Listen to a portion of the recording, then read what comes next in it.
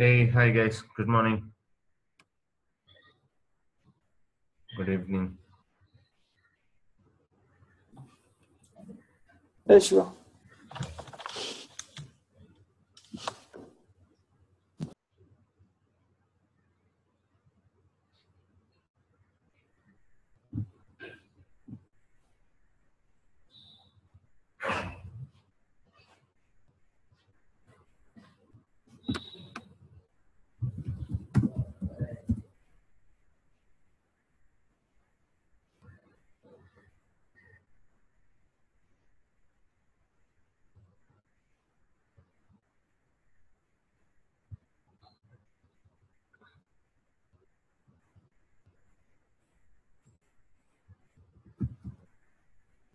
Let me wait for a couple of more minutes for others to join.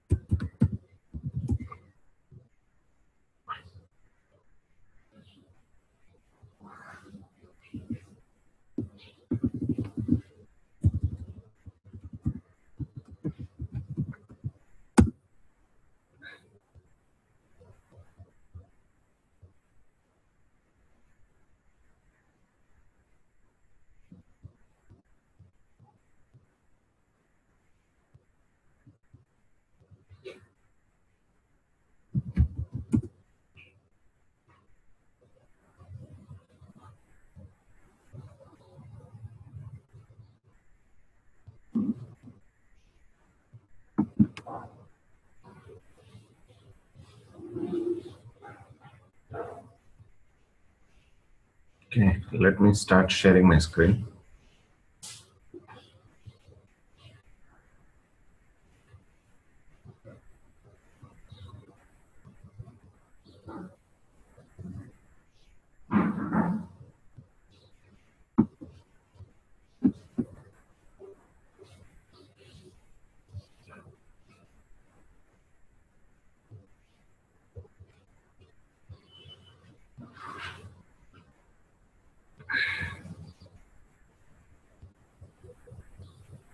So yesterday we were discussing just the basics of Hive.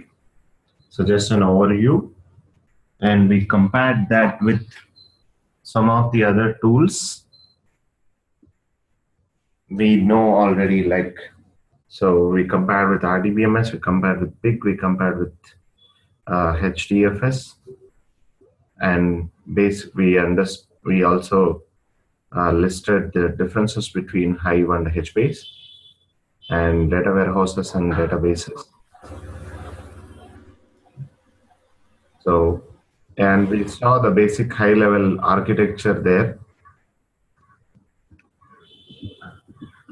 Let's revisit this once again. So once I take up this architecture, then we can directly start with the Hive commands. Okay. So architecture, and then I will explain you the types of metastore as well in this.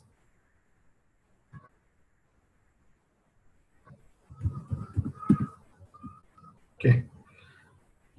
So you have, if you take Hive as a layer on top of Hadoop, and inside Hive, your user interface, it could be through your web GUI, or it could be through CLI, command line interface. If it is JDBC, we'll have a JDBC drivers in the middle.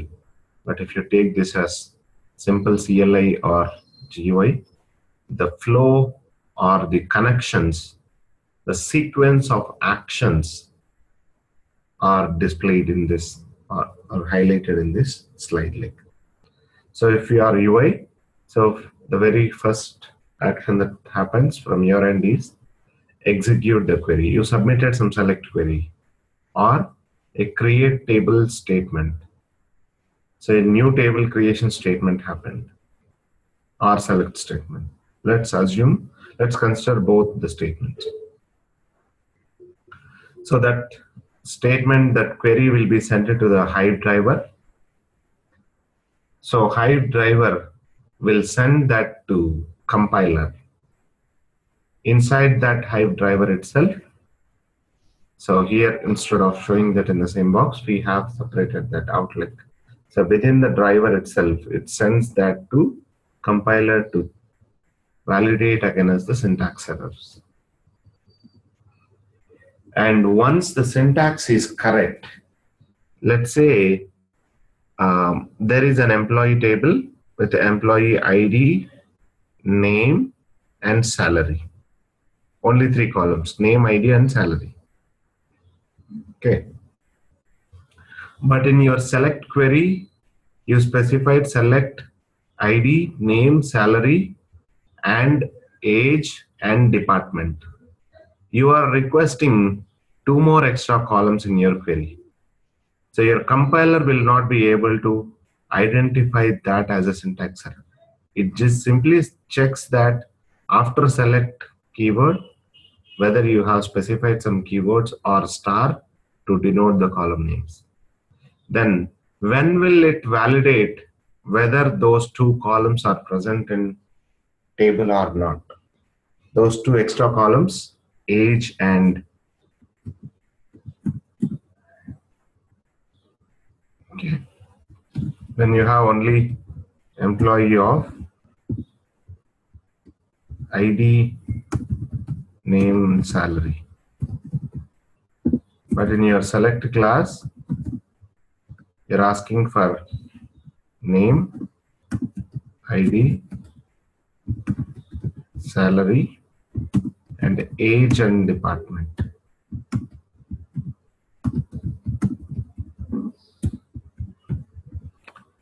So this should return me an error message saying that column names not found, right? Since they are not there. So that validation happens immediately after compiler execution. Right? So once the compiler checks the syntax of your queries, now it fetches the metadata of that table and validates the metadata whether that is matching with the select query that you have written. If not, it throws an error message. Okay, so get the metadata of from metastore. So here the metastore is nothing but an RDBMS which contains the metadata of your tables. This metastore sends the metadata back, and once even the metadata is also in sequence, then no issues. It sends the plan to execute that, and that execution plan will be sent to the actual executor. Okay. So that executor we have seen in the simple syntax, the driver, compiler, and executor, right? So this execute plan will be sent to the executor or this execution engine, whatever we call. So this one, if it is a new table creation, like if it is a create table statement, then metadata operations for DDLs. If there are any DDLs means data definition languages, or create statements, alter statements, like for a table level. So if you create a new table, then for that new table, the metadata should get updated into your metastore. The table name, column names, and their data types, and where is its actual data residing, the path of that actual data. So since that execution engine identifies it as a DDL statement, then it sends that.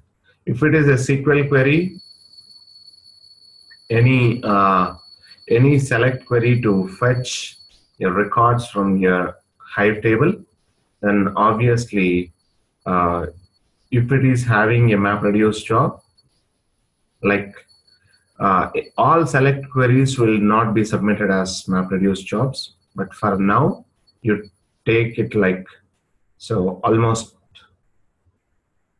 70 to 80% of your SQL queries will fetch the data through the jobs only.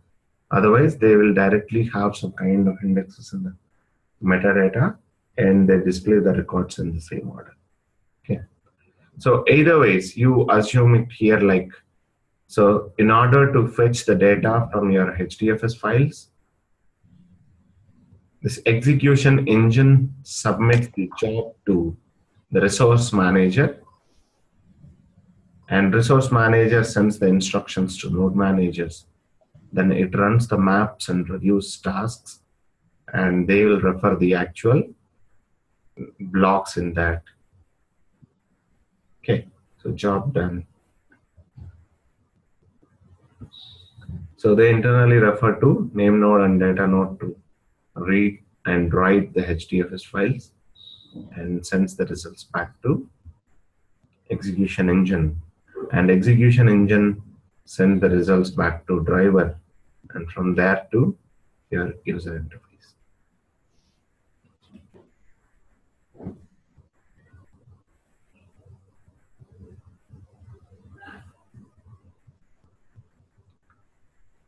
Does it make sense?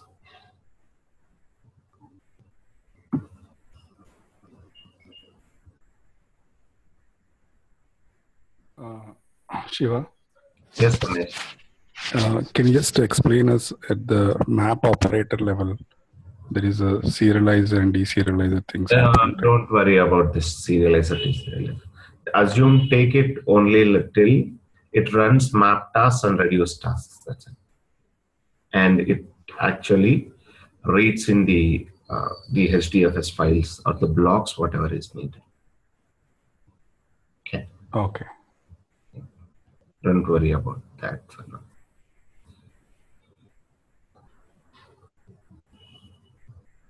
So at least you got the basic gist, right? Let me recap. So this diagram and these many flows makes you, this looks like a complex, but it's very simple. So this is your UI. Your query will be sent to driver and it sends that to compiler. Here it validates the syntax and compiler requests the metadata from the metastore and metastore sends the data, metadata. Now the validation happens whether the two extra columns are also present in it or not. If not, if it throws the error message here itself. If it is there, and we'll have an execution plan that will be done executed by your executor or execution engine. And if it is a DDL statement, something like creation of new table, then directly the metadata for that table gets updated here. There is no need of MapReduce job to run for them. If it is a select queries, which needs MapReduce jobs, so they send the MapReduce jobs to your resource manager, and resource manager instructs the node managers to take some tasks, and that is in turn, if it has any dependency on the HDFS, so in order to read your HDFS files and send the records back, so these maps and reduce tasks will take care of it, and the results will be sent to your execution engine, and execution engine will send results back to driver, and from driver to UI.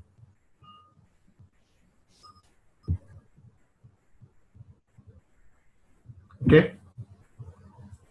The same points we have listed down here. So same steps, just the text provided for that. Shiva, when there is no initial tables, what will happen? So I'm just creating from scratch the first table or a table definition. What happens in the diagram? It's the same, right? Till here, it happens. See, driver execute query. So execute query, your first, if it is your first query, table creation query, it sends that to driver, and it sends that to compiler to check whether your create statement is error free. Okay, and then it checks for the in the meta store whether this table is already present or not. Okay, so if this table, so it simply requests for a metadata. If the table is already present, and if it is a create statement, it throws an error message. If the table is not present, then simply it will get some response that the table is not found. And then based on that, it sends the execution plan to execution engine. Here, it completes it creates the metadata in the meta store. That's it. No need of this right side part. If it is just a DDL statement, till here, just within the Hive, the execution gets completed. So the physical schema will not be created in the HDFS yet. Schema will be, okay, physical schema in the sense database you're talking about. Right, like you know, when it writes. Directory will get created. Oh, directory will get created. Yep, directory will get created. For any of the HDFS operations, this execution engine can directly make the requests to your name node. If it is just a directory creation, just a directory, something like the create statement. So the directory will be created into the name node. Yeah. Into data node. Into data node, right? Into HDFS. Take it as. Into. Yep. Okay. And the content will be written when we execute the load statement, when we execute the load statements, or when we copy from another table to this table. Okay, so that time the MapReduce program will be invoked. That jar, right? That yes. jar file will be created. Mostly, not even at load times. It will be during your select queries and aggregation parts. We'll see those scenarios where it executes the MapReduce jobs and where it's. Okay. Okay. Yeah. Thank you. Yeah. And coming to, let's get our hands dirty with the syntax commands. So here we use HQL, which is derived from Hive plus SQL. So it's almost like your MySQL syntax, and we execute that in our Hive data warehouse. Okay. So the very basic Hive CLI commands, what are the arguments that you can pass to your Hive command itself? Okay. So before we have, in order to log in into Hive shell, so we have the Hive command. Okay. So I hope it's visible. Okay. So it's visible, right?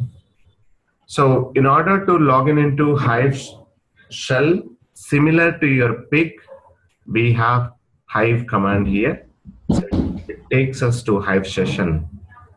But on the Hive session itself, like if you want to know what are all the extra arguments or the optional arguments that you can provide. Same like in pig, along with pig command, we have seen pig -f also, pig -x, -x to specify map read or local, and -f to specify the file path. From this file, it used to trigger that Hive pig script, right? Similarly, here we have some arguments. So if you don't provide any arguments, it's simply log into your Hive session, Hive shell. If you provide -f and file.hql, so any commands, SQL commands, SQL queries that you have written in file.hql, they will get executed in a batch mode. So -f is one such argument, and in case if you are in a VPN or if you are in a network and your Hive is set up, if you want to connect it to a different Hive server or Hive running on a remote machine, you can give Hive -h the host name, and host name like, let's say 192.168.2.10 or something. Okay, so it could be either host name or port, directly the IP address -p. So where your Hive server is running, ideally, and the default port number is your Hive server 2, Hive server 1 or Hive server 2, both of them runs on the same port number 10,000. Okay, so if you give this, you have your Hive client installed on your local machine, but you can connect to the remote Hive server which is running on a separate machine, remote machine. Okay, so not all these are very important, but I wanted you to be aware of couple of options, at least arguments. -f is for batch execution of a queries from a file, and -h and -p is to connect to a remote Hive server, and -e is for inline command execution. Directly, it will not open a Hive session for you. Here, if you say select star from EMP, then this is inline execution. This query will get executed and results will be shown on the terminal. And after completion of this query, you will be no longer into Hive shell. This is like inline execution of your query. And while logging into your Hive session, so before even login, if you want to specify into which database you want to directly landed on, then you can give the option of --database-name. So first I am showing you these arguments on the Hive command itself. Okay, so database, let's say I have my testDB, so I can use this way. So you will be directly landed onto testDB database. Otherwise, if you don't provide this, it is as good as providing this way, --database default. You will find one default database, which is also named as default only.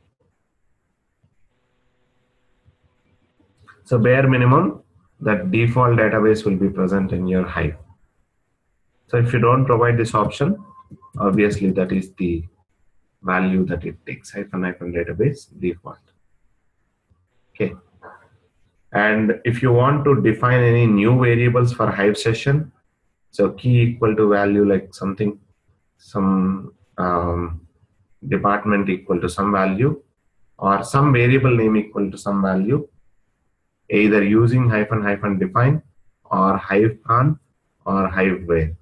All these three varieties are for setting a new variable and its value, and that variable can be accessed in the Hive session. So you will come to know the usage of it or the benefit of it slowly. And this is some initialization SQL properties file. For now, it will not make much sense for you. Let's see sometime later. Okay. So we'll discuss in some context. -s is to, capital S is for suppressing the messages, log messages, and -v is for enabling all the types of info messages on the console itself.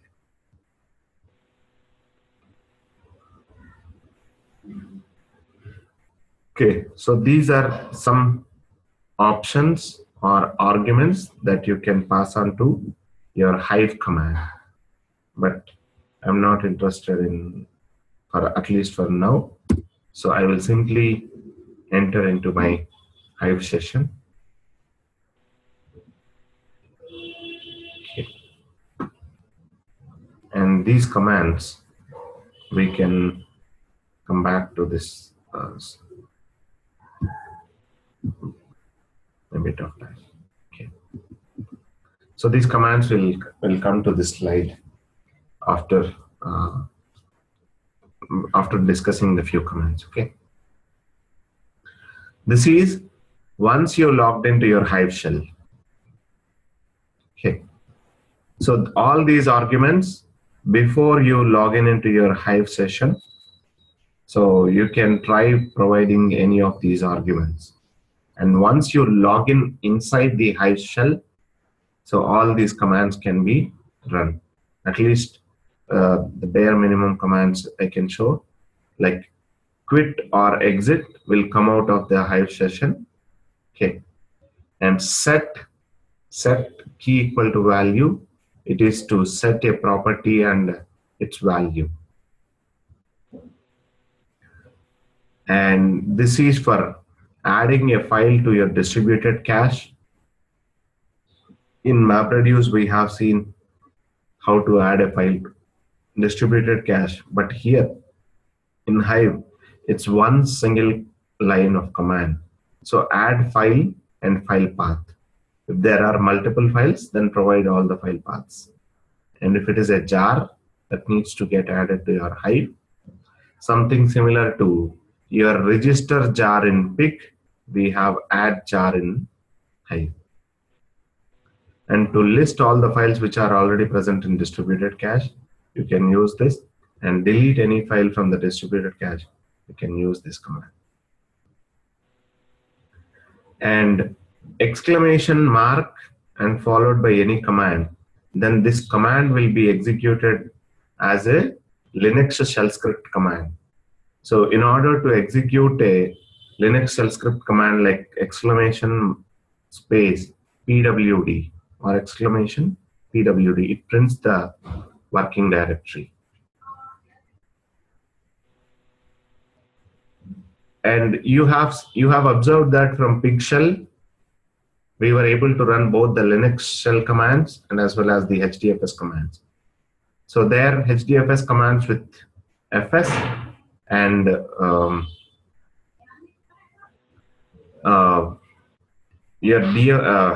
HDFS commands with fs and shell commands with sh command. But here shell commands with exclamation mark and HDFS commands with DFS. And if you provide the actual query, any query, it runs that actual query.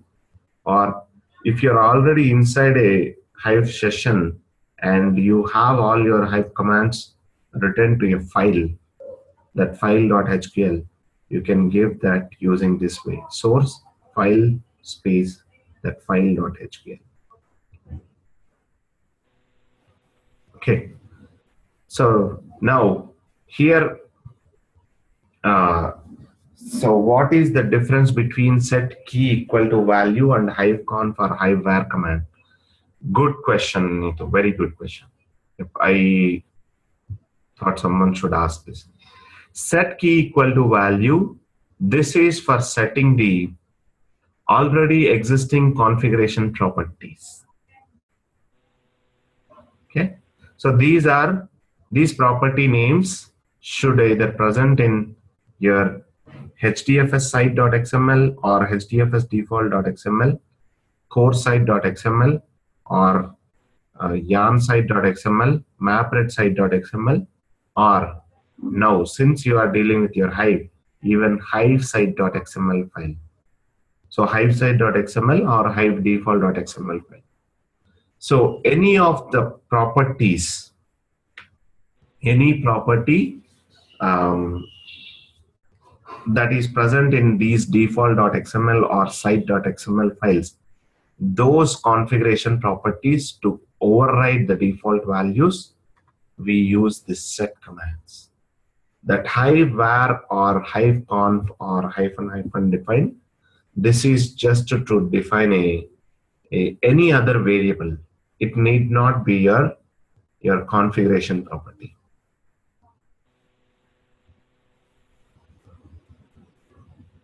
Okay. So especially this with --hive you can provide so the Hive configuration property as well, but mostly 99% of the scenarios, to set your configuration property, we use the set statements, and to declare any other variables and their values as a key value pair, we'll use these three.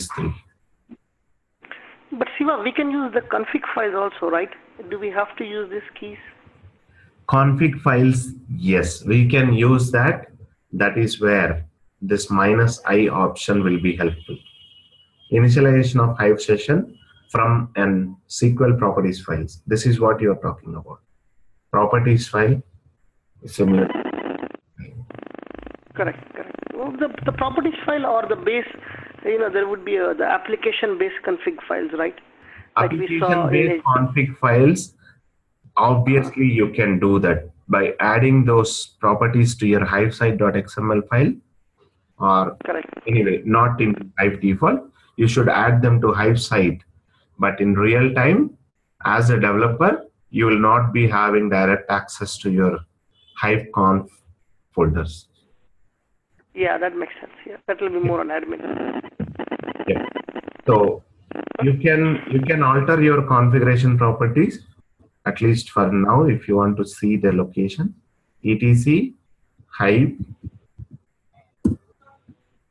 So conf. Here you can override any of your properties into hivesite.xml files, this file. Okay. Already we can see some of the properties present in this. It tells that your Hive Metastore is running on your local host. This local host IP address is 127.0.0.1, right? And on this port number. And 9083 is the default port number for Metastore. And it has some properties around the Metastore as well, but I will explain you these things anyway. From the command prompt, we cannot modify this file, right? From command prompt, you can't modify that file. You can set your property, like you can set you can take any of these values. Or any default hive-default.xml file. From that file, you can take any property and property equal to value. So this value holds good till the end of this session. Okay, perfect. So that's session based. Yep, session based. Or if you want this to be available in every session, write it into a properties file. And provide that -i and file name every time you log in into the session.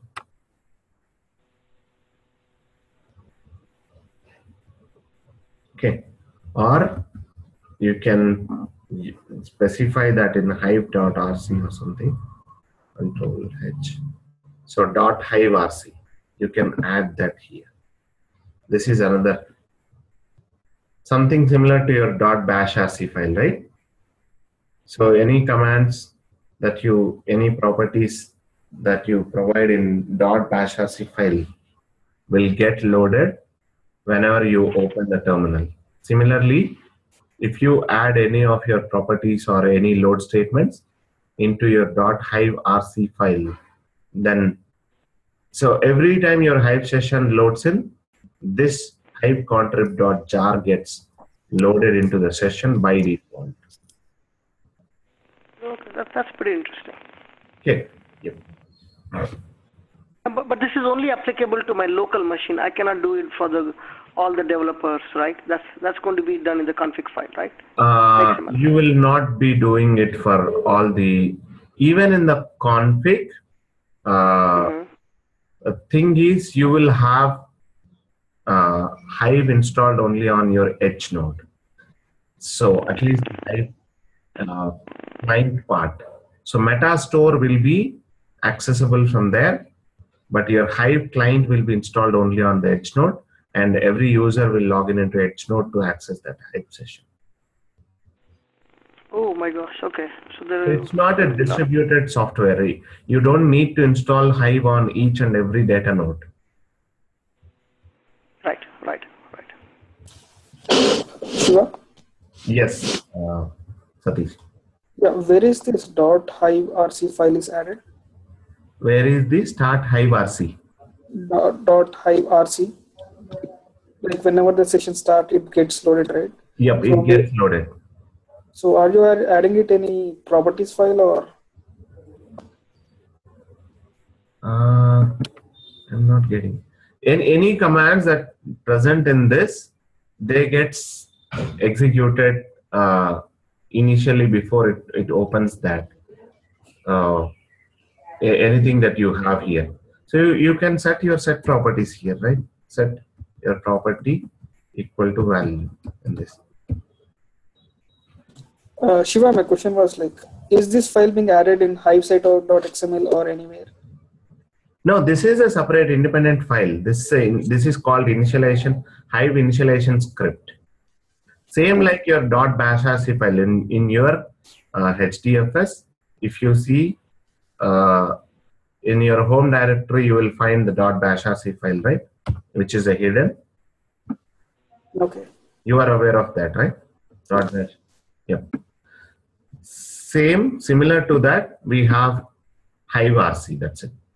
Since your terminal is nothing but bash shell, it uses that RC .bash rc file to load this any of these.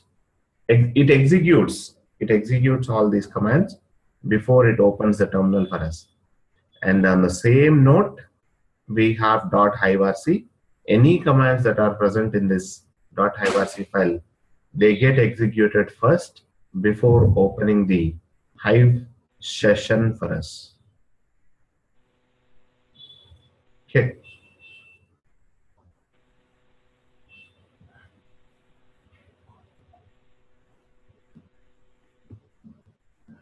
So that is, instead of .hive file, if you are writing into some other file name, if it is just the .hive, you don't even need to specify that -i file name syntax. By default, it gets picked up. But if you write your own RC file or something, then you can give it like -i and the file name.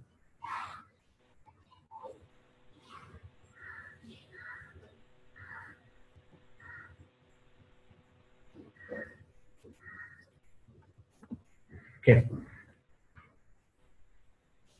So I thought at least I will defer some of these commands to later discussion, but I think we talked almost.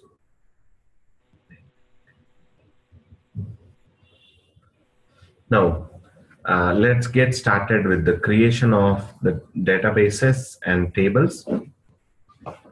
And before starting that, so we should know the data types that are available. Okay, so we have similar to PIG, we have primary data types and complex data types. So in PIG, primary data types are like byte array, char array, int, float, long, those things. And complex ones are bags, tuples, maps.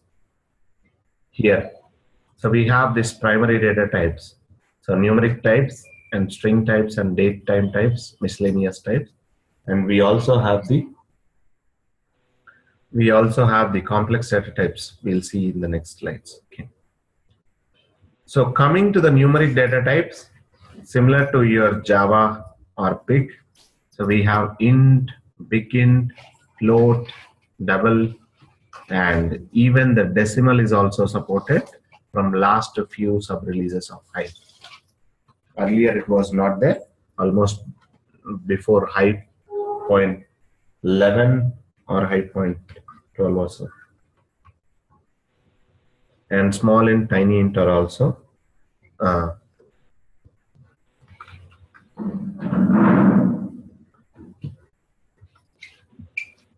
okay.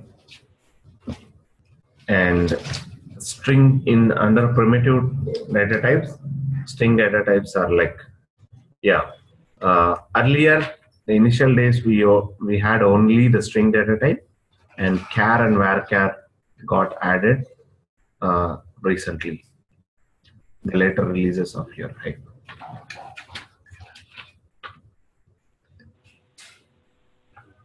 Okay, and in string, we don't need to specify the lengths of these things, and even here, except for decimal,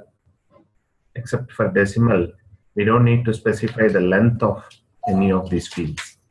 So by default, they take by their sizes.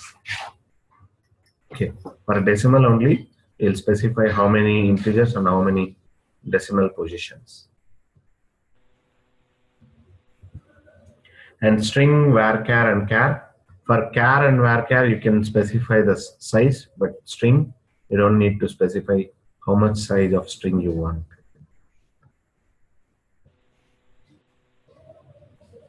Okay, and date and timestamp data types, we have two here in Hive. So your date is always will be in the form of YYYY-MM-D. And timestamp includes the HH:/MM:/SS. And this time zone format, or fraction or something we call. This is the only format that is recognized by your Hive. So this is where sometimes you might need to write the UDFs, user-defined function, in case if your source data contains the date and time formats in a different formats like MMDD, YY, or some other formats. There, either you can use pig to convert your dates into this format, or as I was telling you, as Hive can do all the things that pig can do. So we can write the same UDFs in Hive also. Okay, so we'll see that later. And some miscellaneous data types that are supported in Hive are like Boolean, which accepts true or false, and binary, which can accept array of bytes, and similar to var binary in many RDBMSs. Okay, so we have numeric types, we have string types, and we have date and time data types, and we have Boolean, we have binary as well. Okay, so coming to the complex data types, so same as in pig map, we have map here, which is a key value pairs.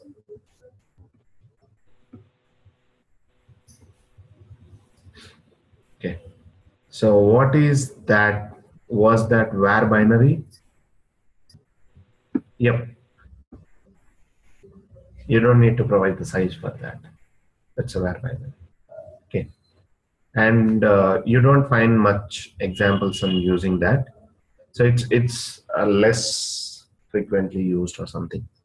If you want to store anything as a binary, we'll go with the entire file format changed to binary. Like, so far we have seen text files used very widely, but from here Hive onwards, you can start using the binary file formats like ORC, parquet, or sequence file, or any other stuff.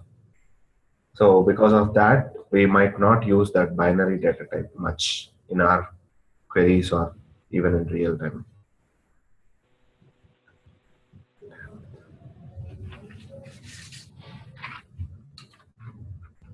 Okay, and coming to the complex data types, so we have the same map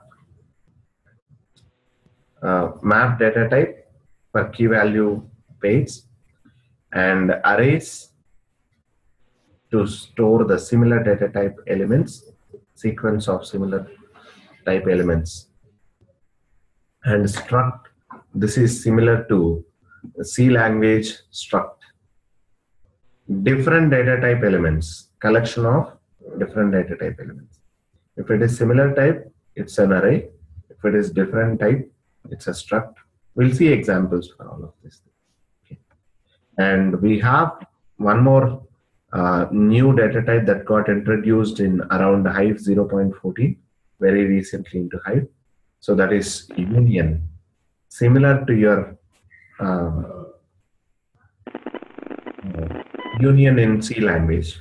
Okay, but there are some limitations in using the struct and union data types, and even I think array also, at least to some extent. We try to avoid this complex data types as much as possible, especially in Cloudera based Hadoop systems. The reason is, if we create a table in Hive, we'll try to make the table accessible both in Hive and as well as Impala. And Impala has restrictions on these complex data types. Like, it is not yet able to support the complex data types. But if there are any guys who want to do only in Hive but not in Impala, they can use the complex data types as well in their table definitions. Otherwise, so as a best practice, if you need your table to be available both in Hive and Impala, then so it's a good practice to avoid the complex data types. Shiva, struct is like a tuple, right? Tuple, right? What's that question? Struct is like a tuple, right? Tuple. Struct is like exactly like a tuple. Yes. Okay.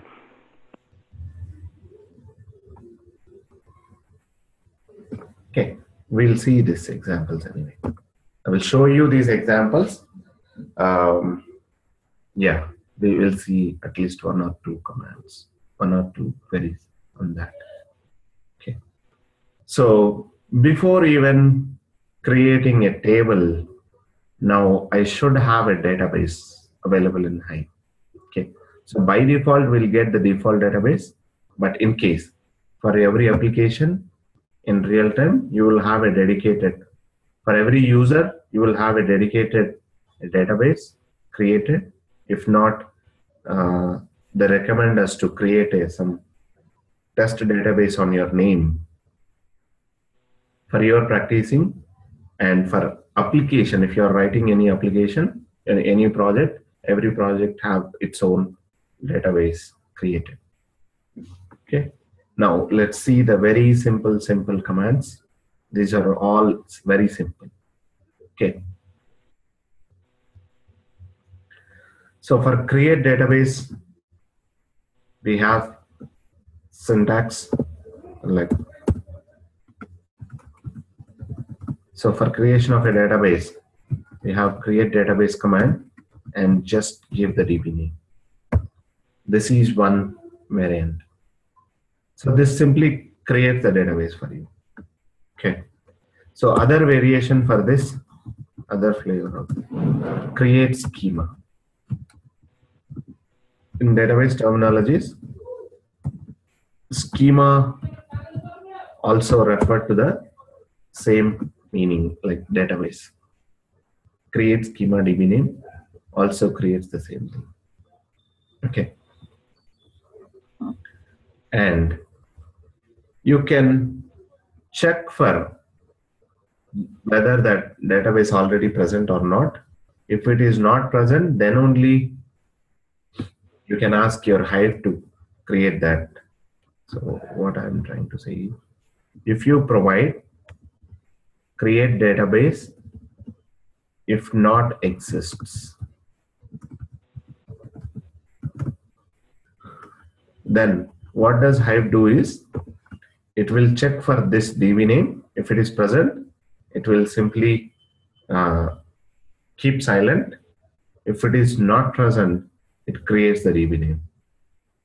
In case if this clause is not provided, so this is optional. That's why we'll have this in square braces.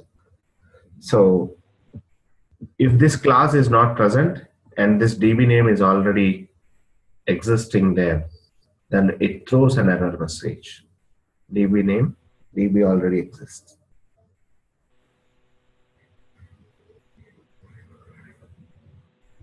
But if you provide this class, it will not throw that error message. It simply keeps silent. If it is not there, then it executes. It creates. If it is there, it will simply sit silent. Hey, Shiva, I have a question on the database. Maybe just a little too early, I think. Yep. So the database name will be stored in the metastore, right? Yep. And so database will be connected to a file, isn't it? Or is just logical in this case? It's connected to a directory. I will show all these things too. Yeah, I think okay.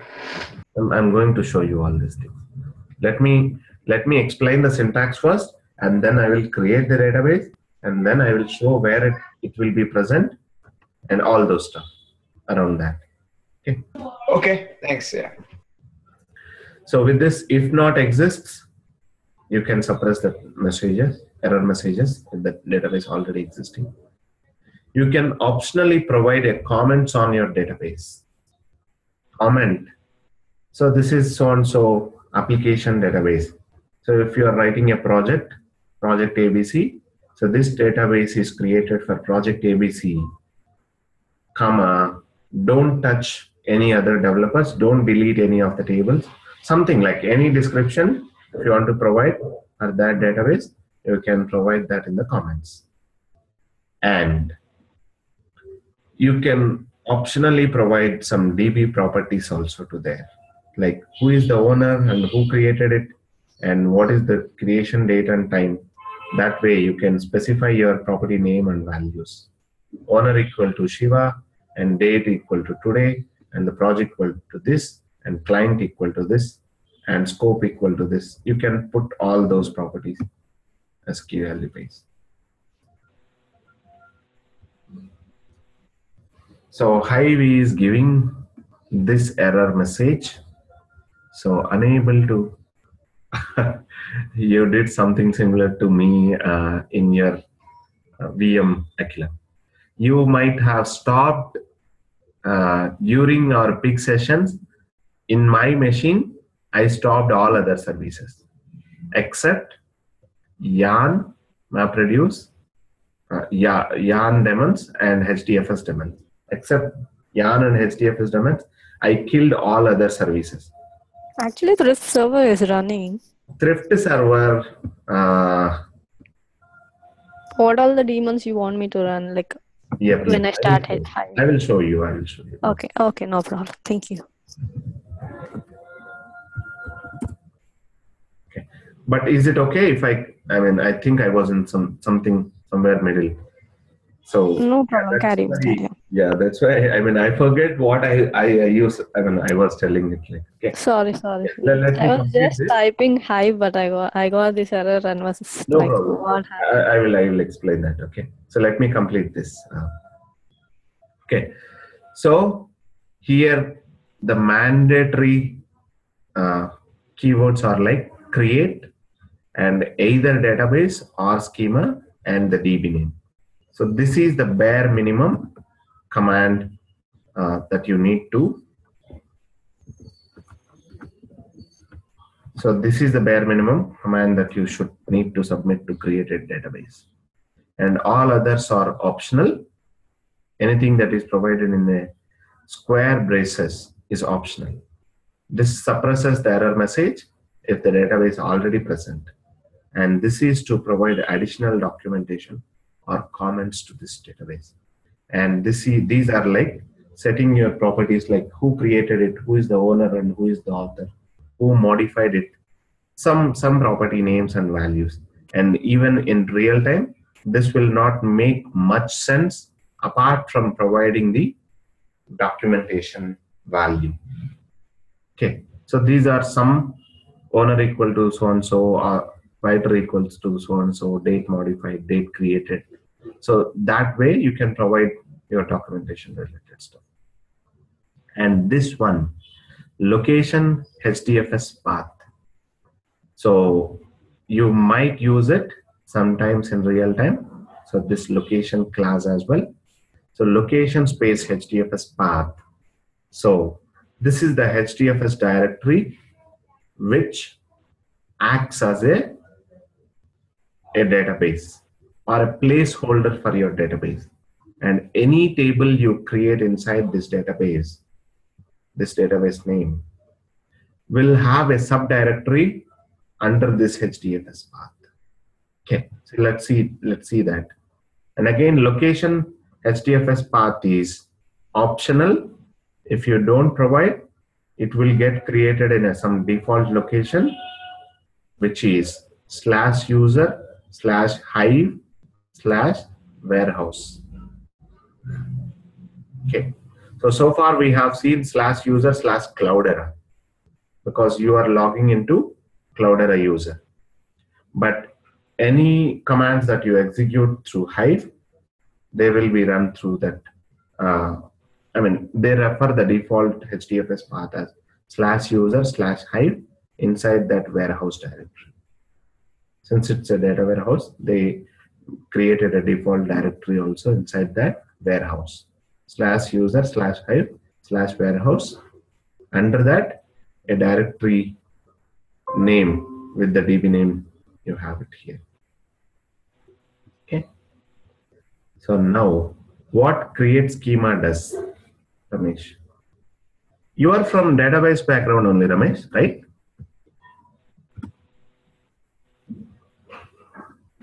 Or Java, or you are from Java background? Create schema, database will create a new database or schema of the same. Oh, Shisha. Okay. Yep. Narendra answered your question.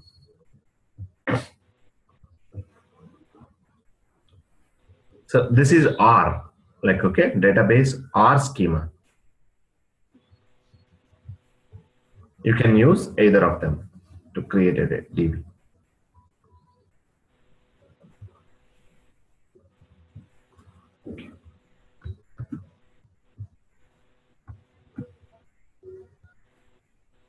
No. Yeah. So for your question, for your issue, Akila, like you might have killed the services.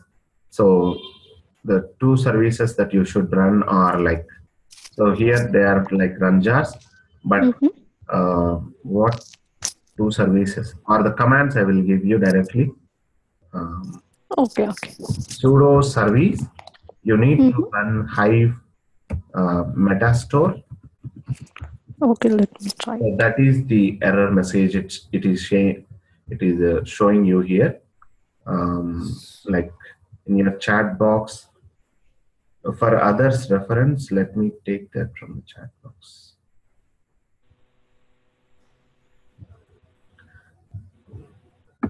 Is this sudo hyphen metastore? Sudo service space Okay. Hive-metastore.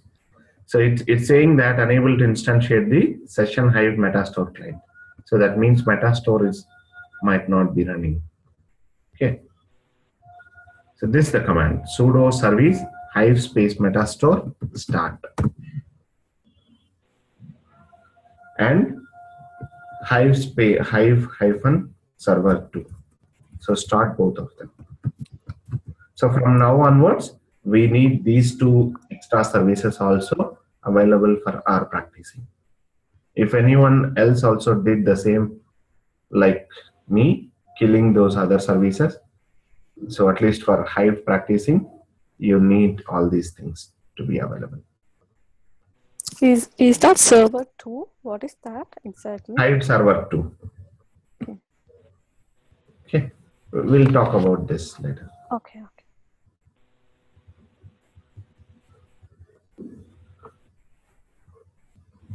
So, yep, let's create a database. So these are some explanation to them.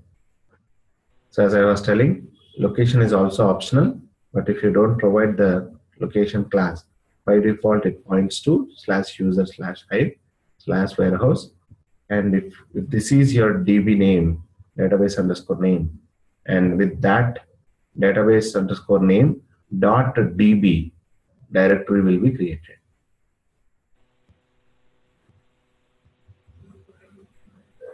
Okay, let's see an example. So create database, if not exists, test DB, and comment. Let's make use of all these things.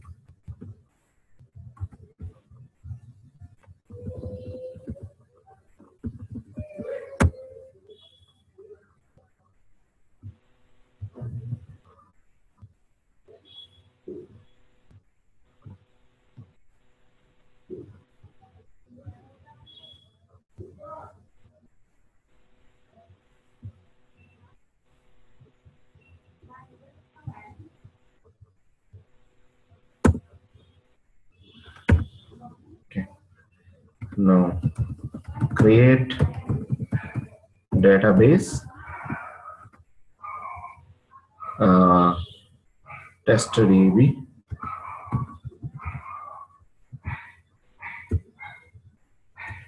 test DB, test underscore DB. Okay, let me create this. And if not, sorry, I will provide this class also. If not exists,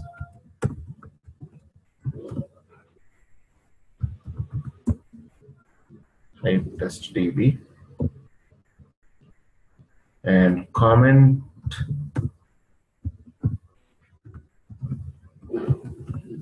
Hive test DB,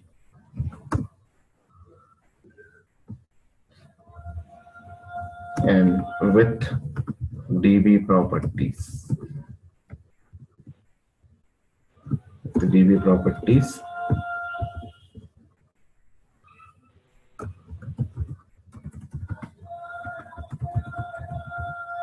created by equal to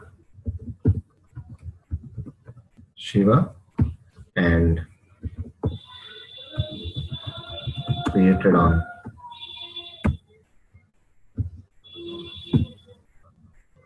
June 22nd.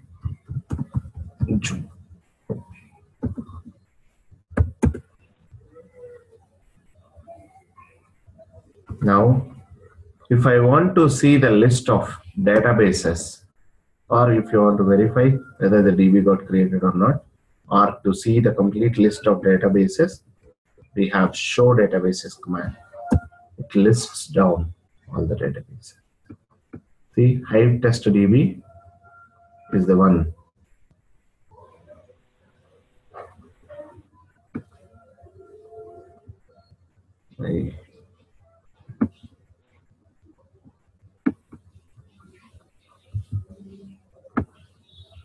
So Hive test DB is the one that is created now. In order to switch to that database, so one option I gave you already is like Hive minus hyphen hyphen database space Hive underscore test underscore DB command at the time of logging into your Hive session itself, but not now. Once you are already into Hive shell, so this command will not work. Before entering to Hive command, you can use this command. But if you're already in Hive session, we have one more option, like use Hive underscore test underscore DB and show tables. There are no tables. And if I go to another DB, test underscore DB and show tables, so in this I can see table name A, table name B, bucketed user 2, C, customers, T, events, user, and partition user, all this stuff. Okay, that way. And if I want to go back to default database, use default and show tables. So customers. Okay. And if I have a table, I can simply run select star from customers. Okay, let me see how many records that I have. So much.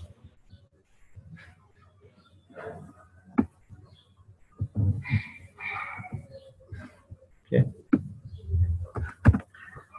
Let's start with here. So that way you can create a DB and you can list down your databases with show databases command, or if you want to provide any of your regular expression, yes, you can provide like show databases like star DB or something. Then it will display only that database names that have that regular pattern, expression pattern. Okay, so I don't need to execute all these simple things. Shiva, we just created the metadata, right? Just now it's only metadata. We just created the database, and that creates a, yep, let me show you that. That creates an entry into the metadata, and that creates the directory. Okay, so here, since I didn't specify any path, did I specify any path in my previous create statements? So here, I didn't specify the location. Location equal to so and so on. Shiva, here with DB properties, that will create the schema, or what will it create? It's just the comments. That's it. It's something similar to documentation. That's it. Okay. Okay. And now, if you want to see the directory where it is located in, so since I didn't specify the path there, by default it's user hive /warehouse. So if you see this, hive test db .db is created.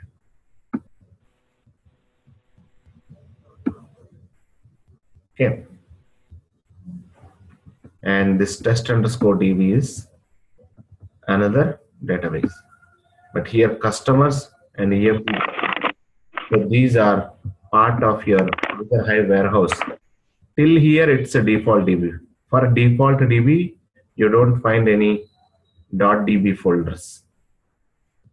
Any tables under that default database, they get created directly in the parent warehouse directory itself. If you create your own directory, then it will be creating the .db folder, and inside that tables will get created. Now, within this Hive test DB, we didn't see any folders, right? But in this, we can see the folders.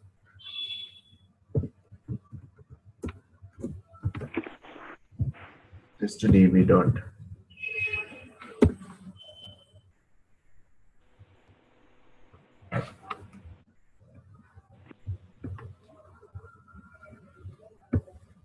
Okay. I think someone enabled the video.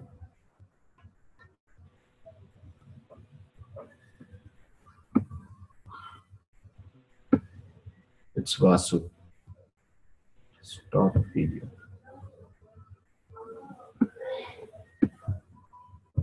Shiva, what about the metastore though? How can we see how it got created in metastore? We'll come there. Okay. Okay. Yeah. I will show you all those things, don't worry. Even though it's not needed, but still I will show you. Okay. So use database name, we have seen. Suppose you were using in the middle of a statement. Now you forgot which DB you are into. Then you can set a property hive.cli.print.current DB. Hive.cli.print.current DB equal to. So this property itself is, name itself is a self-explanatory. So we are trying to print the current database on the CLI. So in the prompt, so this prints me in whichever database that I'm in, that prints in the prompt. Let's say if I change now to test underscore DB, that gets changed there. Now it got Hive testing. So this way you can identify in which database you are currently in. Same like your PWD in shell.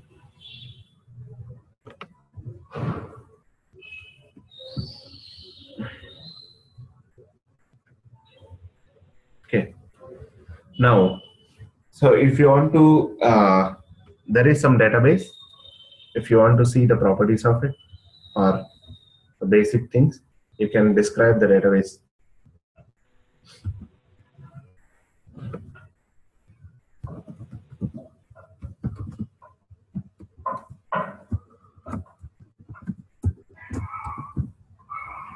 I was telling you this describe command will be common in all the 4 tools like Pig, Hive, HBase, and Impala. Same purpose. It always displays the schema. Table not found. Describe database. So if you don't provide the database keyword, by default it looks for the table. So it prints the schema for us. Hive test DB is the name, and this is the comment, and this is the location of the database. And who created this with Cloudera, I think. This is another property. And if you want to see the DB properties also, we can specify describe database extended. So even the extended properties of it will get displayed. So created by Shiva and created on 22nd June. Okay. So that way describe command is useful to view the schema of it. Excuse me. Okay.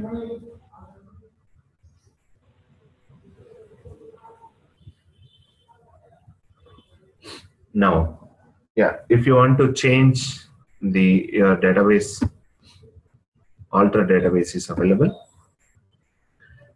If you want to change any of the properties, but real time, it will not be much useful at all. Okay, so alter database name. You can set any new properties by this. Like I can add one more property like modified by some other name, or I can set owner, or I can set user. I can set owner as a username or this role name. But even this thing we don't use much. These are just like a documentation purpose with adding the new properties.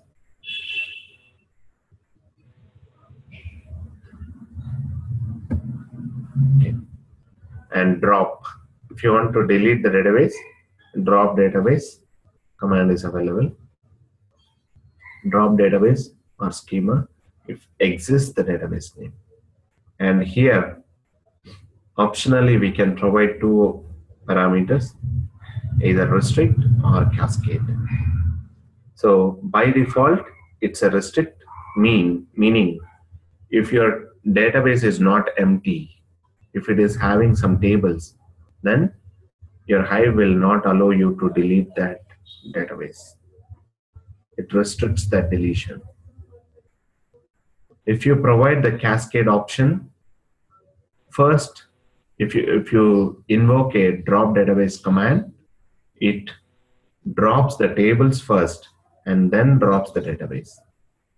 It's a cascading effect. Okay, so by default, if you don't provide either of these two, then restrict will get applied. It will not allow you to delete the database if the tables are present. Like if I want to drop, let's say I use Hive test DB, and for create table T1 as integer. So I am specifying only one column, create statement. if I drop this table, drop database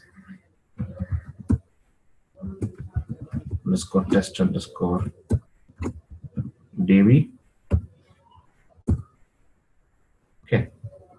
So invalid operation exception metadata message database Hive test db is not empty. One or more tables exist. Okay. If you want to force this, you can specify cascade. Okay. But anyway, I'm not doing this because I need this table database to be available.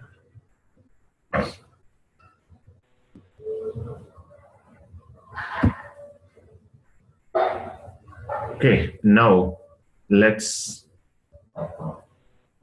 we have discussed all the points that are necessary to start with the creation of tables. We talked about how to enter into Hive session and what are the arguments that are available at the time of entering into Hive session. Once you log in into Hive session, what are the commands available? You can run DFS, you can run shell, you can run Hive queries, you can run your set statements, you can run quit or exit, you can run source file. And after that, we talked about data types required for your tables creation. And after that, we talked about database commands. Now let's talk about the tables creation. So one quick question. What about the 4K, 8K, 16K table sizes? We don't have that in Hive, right? Table sizes. Table sizes. In a traditional databases, we define the table, the schema as 4K space, 16K space, 32K. For a table. Yeah, certain tables will be only in 4K space for the efficiency. Oh, okay. So in HDFS, you don't need that. In Hive, in Hadoop, you don't need that feature because its space is unlimited for you here. So, but if there is a small table. Yep, it occupies only that much of data. How much ever data you loads into that, it occupies that much space only. Okay. Yeah, this is fair. Okay, but there is no concept like that. Okay, that's what I want. No concept like that. But what about if I want to, if I have sales database, and if I have it's not database. If I have sales data, if I have call center data, finance data, can I create different within the same database? Can I create different partitions or keep different schemas? You can maintain different schemas. All markets data into markets DB, markets underscore DWH data warehouse, and all sales data into sales underscore DWH, and all products information into product underscore DWH. So DWH, I'm just giving you some name. So we use that to do. Oh, I see.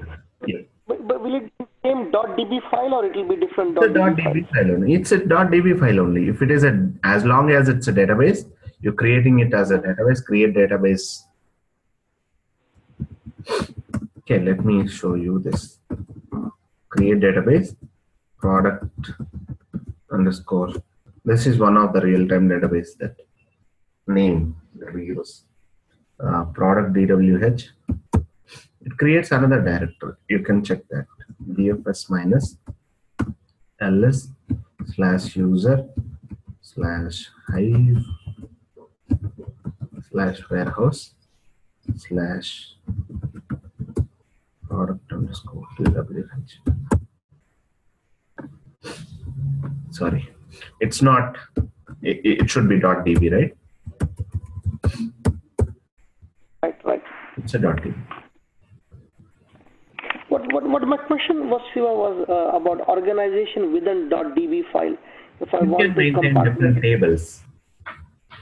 Or just the tables. That's Yep. it. Not sales data into one table, market data into one table, and product table. So here inside the product itself, you will have some type of products having some columns and others, like electronic products. Some some other daily usage products, they have different characteristics, and electronic gadgets will have different characteristics. So you might need different column names in each of those tables, like electronic product or something like that. You can create different tables. But what about dimensions? Like, if I have just customer, which is across sales as well as across products. Okay. So then you maintain so sales, markets, and products, and you maintain one another table, one another database for dimensions, and refer always to that database dimensions. Like that is just a reference table, right? You will have it is like a dimension table, not difference, but it is a dimension table. Yep. Attributes. Yep. So I mean, we call the dimension tables also as reference tables only. They are just for reference, correct? Okay. Yeah, they're reference essentially, yes. Okay.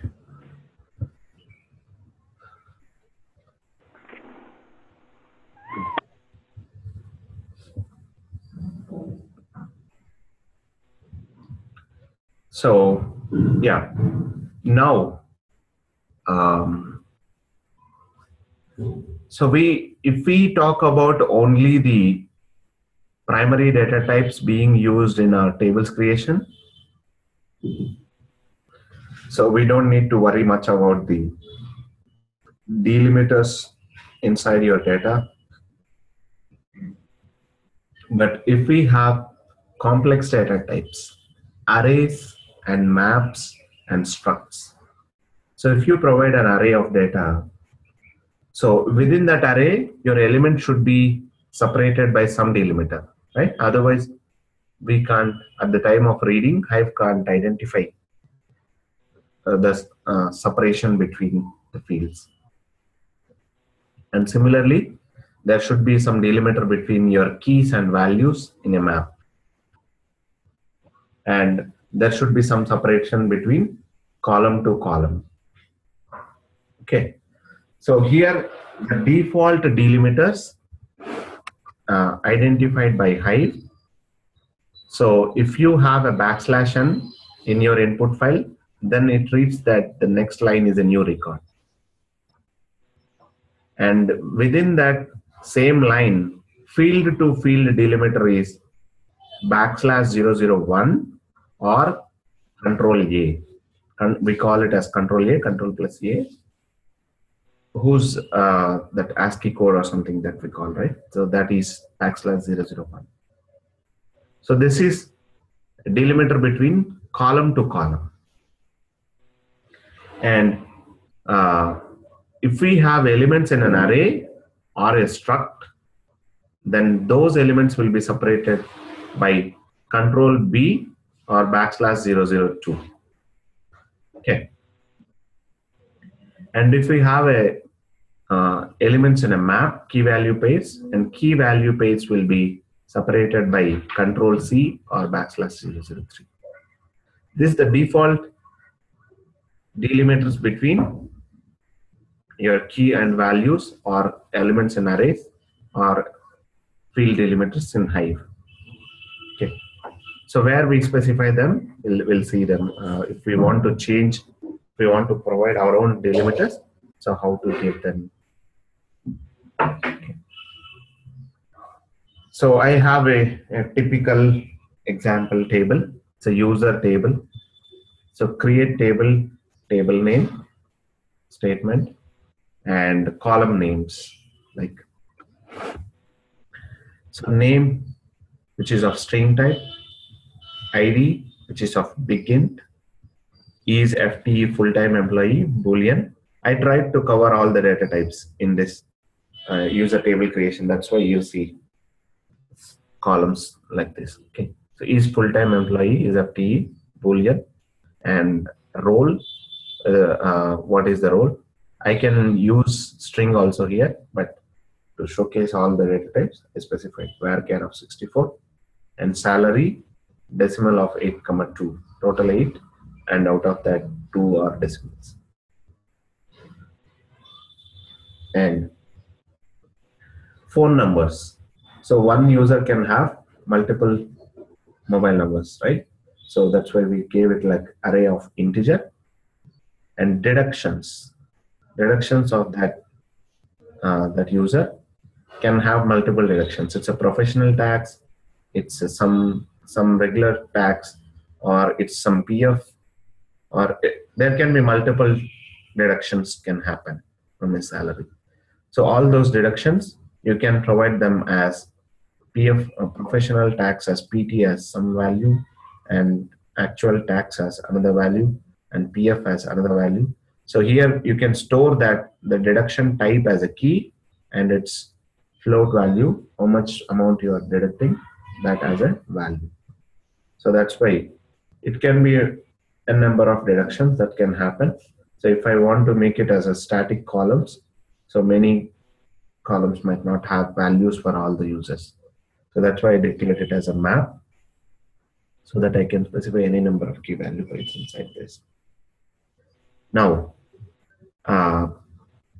address. Address will generally contain street, city, state, and zip.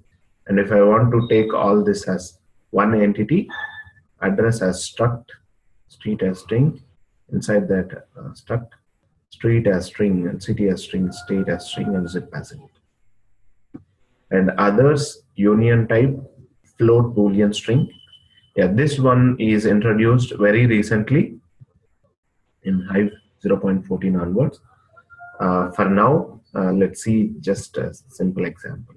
Okay. So miscellaneous, if you have anything, you can specify that as primary. And row format delimited, fields terminated by \001, and collection items terminated by \002. Collection items means arrays and structs. Elements within this arrays and structs. And map keys terminated by \003 in case if you have map. If you don't have maps, and if you don't have maps, if you don't have arrays, if you don't have structs, these two are optional. You don't need to provide them. Or if you are using the default delimiters of your Hive, even this entire stuff is also optional. By default, it takes the fields terminated by 001 only. And your lines are always terminated by, or your records will always be terminated by \n only. Now, coming to the real-time cases, so we might override these terminators. Like fields terminated by, we can provide our own value, custom value. For collections terminated by, we can provide custom value. For map keys terminated by, we can provide custom value. But for lines terminated by, we can't provide any custom value. Hive doesn't support other than \n to identify the record delimiter.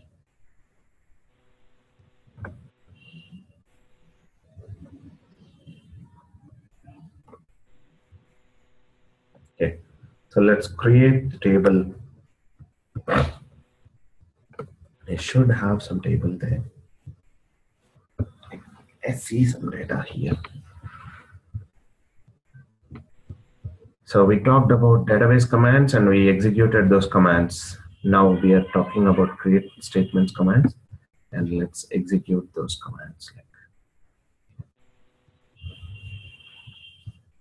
This is not of users Chandra Teja version.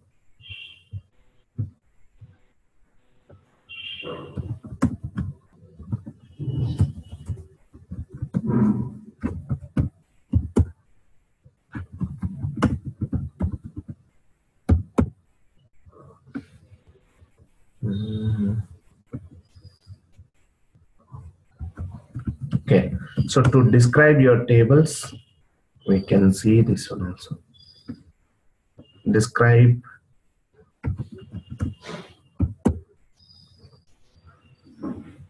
name, ID, is FTE, role, salary, phones, deductions, address, union type, and miss.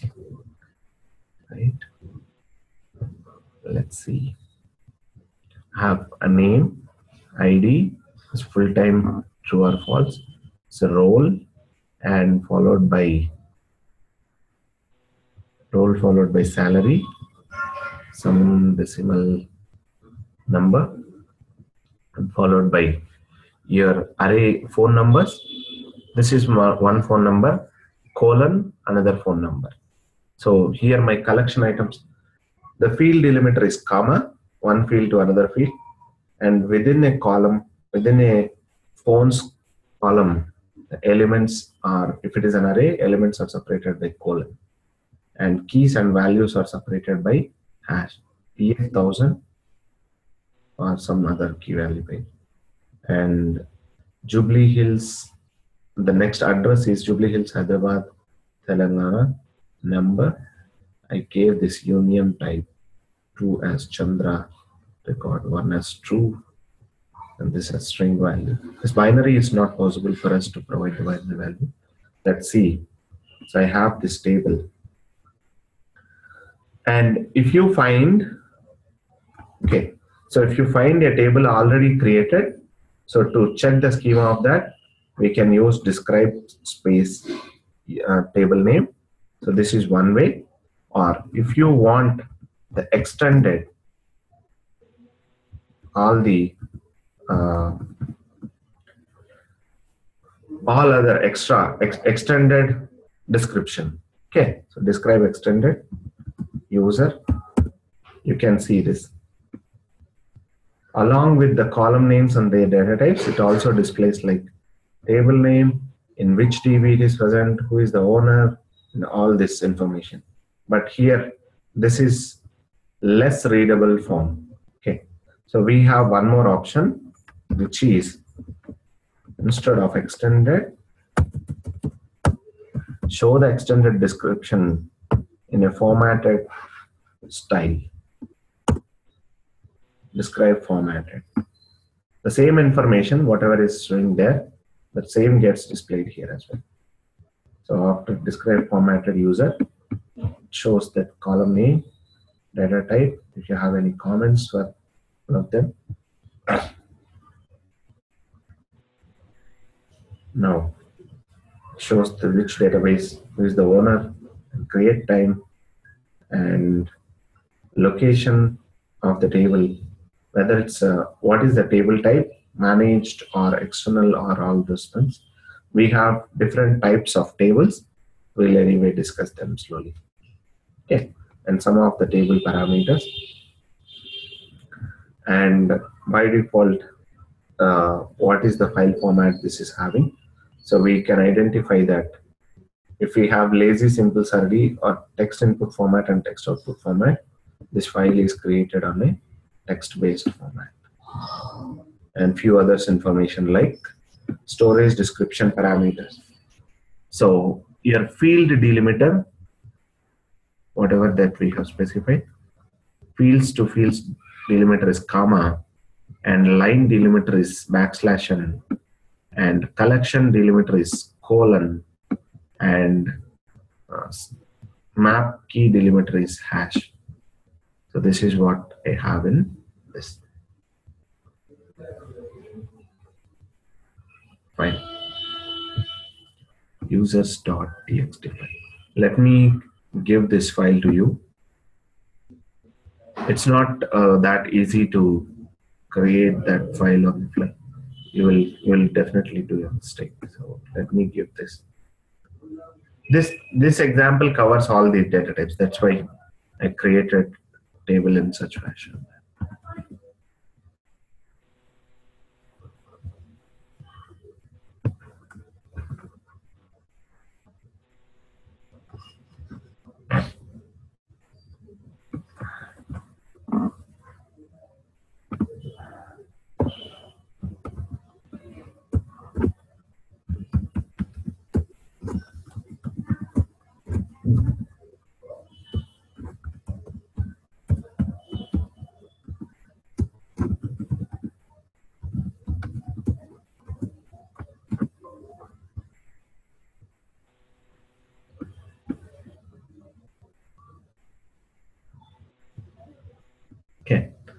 and for create statement for this. So with this, you can only see the description. And if you want to create a similar table, either you can, based by looking at these collection delimiters and all these things, you can rewrite the code, or we have show, similar till now we have seen show databases, right? And similarly, we have seen show tables also. Now we have show create statement as well.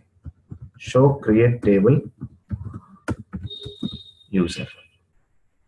Show create table user will display me that exact create table query. With this I can place the table properties are not needed for me. I can take till here.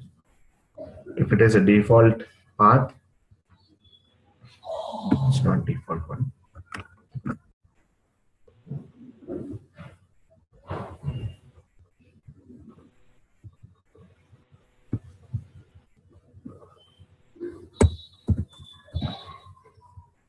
Okay.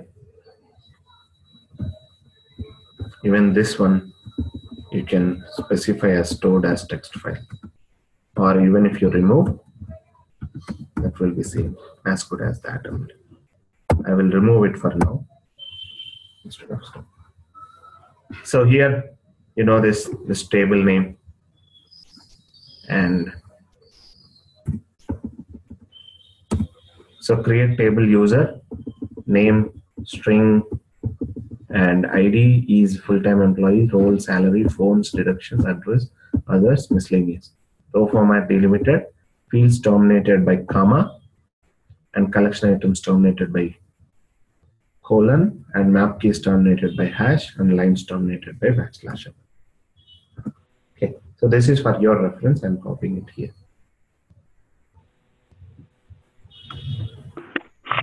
Well, what is collection items, Siva? Collection items means elements inside an array or struct. Those two are collections only, right? Meaning the customized data, means the complex data type. Yeah, complex data. Not all complex. Map, arrays, and structs. Here, phones is, see, phone numbers. This is an array. I have, for every user, there can be two phone numbers. But phones is a one column. One might have only one number, and other might have two, and the other might have three, like that. Correct? Yeah, yeah. And it's basically collect. Yep, collection is nothing but a group of elements. Wherever, yep, all arrays, maps, and structs also you can take as collections. Now, all these are collections only. In Java terminology, arrays is like a list, and map is another collection. Struct is nothing but a tuple, which is also a collection type. So separate two tuples by semicolon or colon, whatever that is, right? Yep, exactly, semicolon. Okay.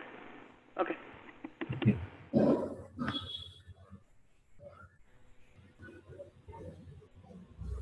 Okay, so this is the table creation statement that I used to create this table. Let's now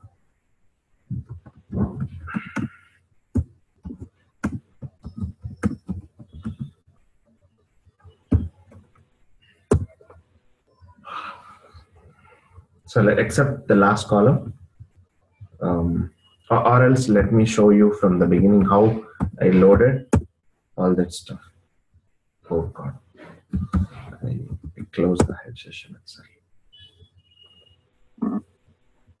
So this is my input data. So if this is my input data and user table creation statement is as per the table here, apart from the default delimiters.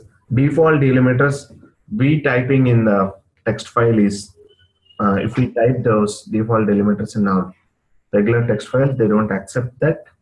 So we should create them through programmatically. Like while generating the input file itself through Java program or somewhere, we should provide the delimiters. Otherwise, you need to use the custom delimiters, something like I used to specify easily. Shiva, I have a basic question. Mm-hmm. Do we mention any constraints like primary key and stuff like that, Hive table creation, or no? Very good question. We don't need to worry about that. We don't. Oh, really? Okay. We don't have any constraints. No primary key, no foreign key, no referential integrity. Okay. No not null classes. Nothing. Okay. No index also, right? Indexing, at the time of create table statement, you can't specify index by like that. We can create indexes later, using the create index statements, but from my practical experience, I never recommend, in my experience, I never see any table created with indexing. It will not give you any add-on. It unnecessarily costs you extra storage. Okay, so indexes are not supported, not recommended, at least, if I need to rephrase the statement. Okay, thank you. But tables, views, these are supported or recommended also, unrecommended also. And even these complex data types, I just took this example so that you can create any table. So once you can handle all these data types, that's it. You can create any table. Okay, so including any data types. In real time, you will not see using the complex data types much because they cause lots and lots of problems while fetching the data through programs, or if it is just the Hive queries, it's okay. And even if it is Hive queries, they submit the backend MapReduce jobs to access those fields. Especially, you can't do the aggregations or some kind of stuff. So that's why even if some columns are empty, real time we go with this primary data types only, mostly. About one question. So Yes, if there is no primary key, then how does the joins work? If there is no primary key, how do we join the tables? So how is the link between two tables created without PF key, primary key and foreign key? Yeah. So we don't, database will not maintain that relation, primary key and foreign key. So we need to manually create another table, and we make sure that that column will always have the unique values. You should have a unique column to perform the joins, or even if you don't have unique columns, you will get duplicate records. That's not a problem. Same like in Pig, you have seen that, right? If you have a duplicate key, obviously you get a couple of records with that. Okay. So if you don't have primary key, so that means it's not mandatory that you should perform joins always on primary key, right? You can do join on any column. Yeah, but those columns should be same in two tables, right? Yep. So my question was same as Narendra. So yeah, I got the answer. I answered, right? Yeah, you said we create some new table and make sure that some columns are present there. Yep. Okay. So this is like, see, your Hive, treat this same like your Oracle, almost like 10 years, 15 years back.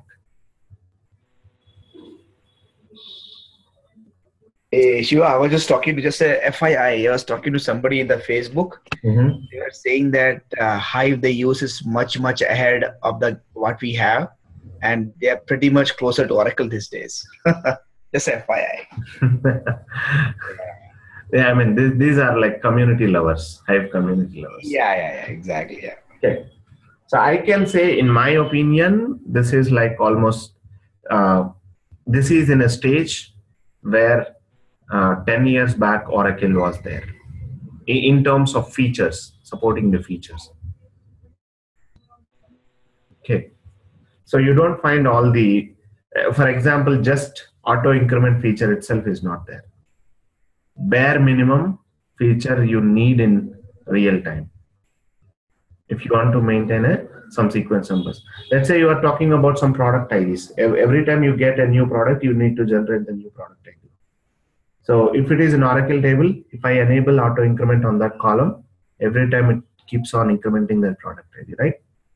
But the bare minimum feature itself is not there in Hive. And complex data types are there, but there are lots of limitations. And JSON's data types are not there by default to columns. Okay. So I'm not against Hive or something, or I'm not a fan of Oracle also. Sure. It has to mature a lot to support all the features. And it takes time. Yep. Why do we even need like auto increment? Because we are doing OLAP. Okay. Okay. Satish, right? Okay. Yeah, this depends on requirement. Like Satish, like we'll be doing OLAP. In that, let's say if you are maintaining some table where you want to maintain, keep on inserting records, and yeah, we will discuss that anyway. In real-time projects, lots and lots of integrations will happen. Integrations between Hive, Impala, and HBase all become like a one tool once you integrate. You see it like one table present everywhere. Those scenarios you'll get this. Think your business requirements will not change. The only thing is the platform is changing.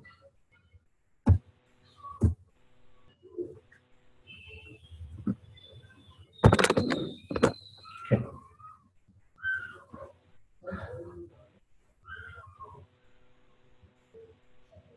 So yeah, so we are good to continue, right? Now let me. One quick thing, Shiva, then we can move forward. What about surrogate keys if I want to do an incremental column? You want incremental column? Right, like values. Yeah, we'll see that later. Okay. Okay. Yeah, we can discuss that later. I mean, we are just starting with tables creations. Okay, let's slowly move advanced. Because you guys are all from data warehouse background, you are thinking ahead, and others. I mean, my concern is that others might not catch up if I tell answers right away. I need to bring them to the same context, and then it's good to answer, right? Yep, agreed. Okay.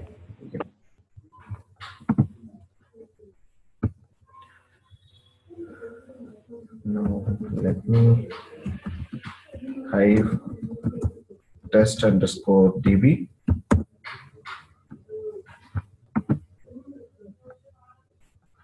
Okay. So this is my table. So my table got created. So to load the data into this, I have a command called load data local in path. My file is present in my local file system. Here, right? Somewhere this is the file. So I will take the path of this.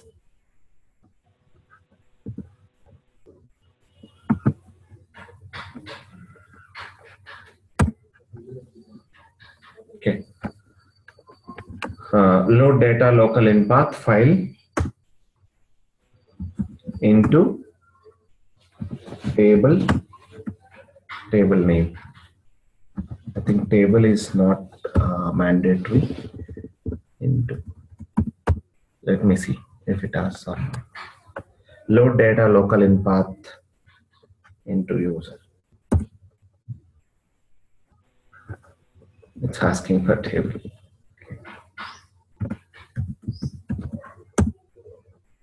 Okay, it loaded one file.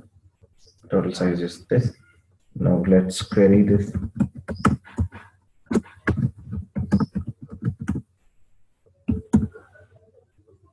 See, it was able to parse this file the way I specified. I asked it for like, okay.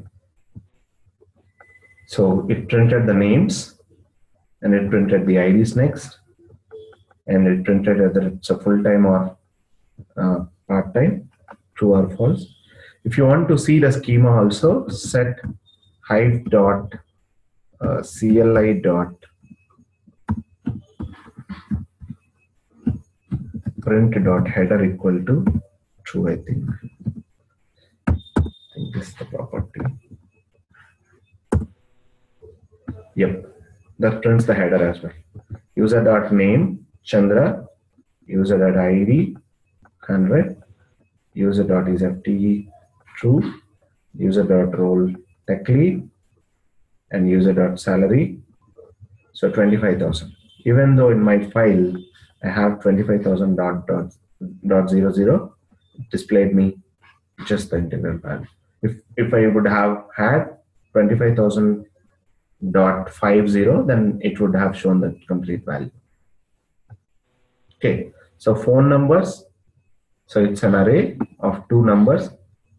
I have them here.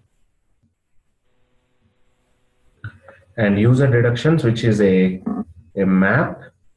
So here this PF is a key and its value is 1000. PF is string and value is float. That's why I have this. And user address, which is a struct. See? So street is Jubilee Hills, city is Hyderabad, and state is Telangana, and zip is this. Here I didn't specify all of them. I mean, I specified only the values. It got mapped to actual. So Shiva, I have a question here. Mm-hmm. If there's any no value, it will put null? Yes. In case if there is no value, it puts the null, or if it cannot convert to that data type, even then it puts that is a null. Okay. So by default, yep. for all the types, it is null. Okay. The string value got converted into binary, right? Let me write one more record into this. So here I will specify this as Lakshman. Hey, it's LEXMAN or LAX. I always doubt on that. Instead of ID as int, if I give Nandan. Yeah, you spell it right. Thanks. Okay. So here it is expecting integer value, second column. If I give string, it displays as null. If I load this,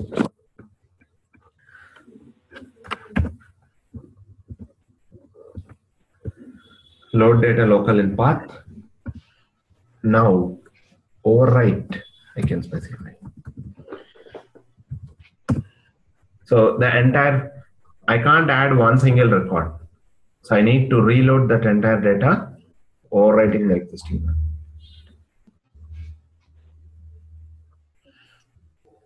Overwrite. So the typo is there.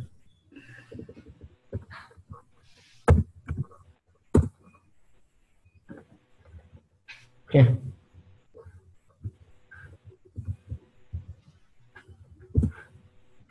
You can see Lakshman and lady became null. So this is the difference of schema on write and schema on read. So Hive is schema on read. At the time of writing, so when we are writing the records into the tables, it didn't check any schema. At the time of reading, it checked the schema. So that's why it is printing it as null while reading.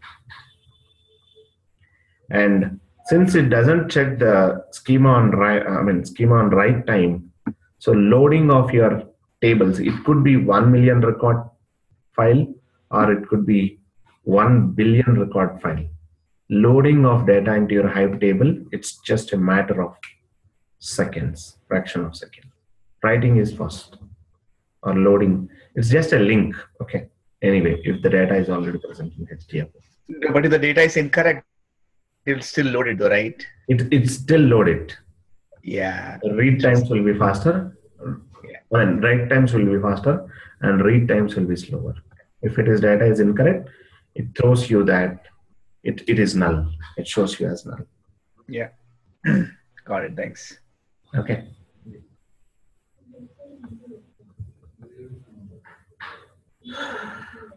Next.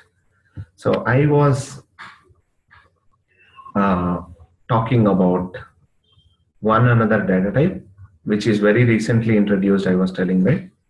Others, union type. This is one column which can take either float or boolean or string. It can take any value. So your column name is others. In that other, you can provide boolean or float or string. See here. Here I specified the index of the data type. 2 is Chandra record, is this as a string. And if I want to store boolean, which is in this order 1, 1 true. And if I want to store the float, it's a 0th index, 0:35.05. If I want to string back this way.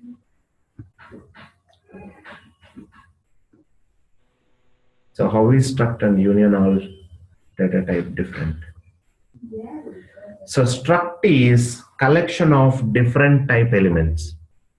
Okay, that is a collection, but union is not a collection. It's just a one field only. It can accept only one. See, this is your struct. How many fields are there? Street is there, city is there, and state is there, zip code is there. 4 fields are there. In union, per record only one value will be there, not all values. But that value can be of any data type that you specify here.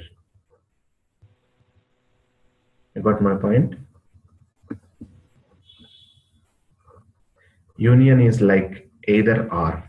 Yep, exactly. If you know the C language, union in C and struct in C, very similar in struct or union in Hive. Exactly same or I can say.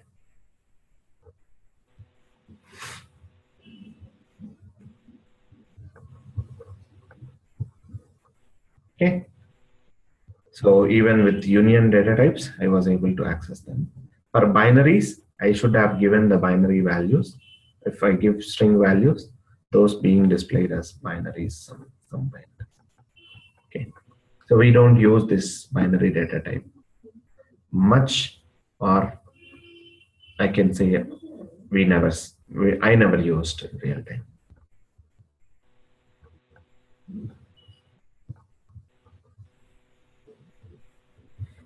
Okay, so with that, we have seen the table creation as well.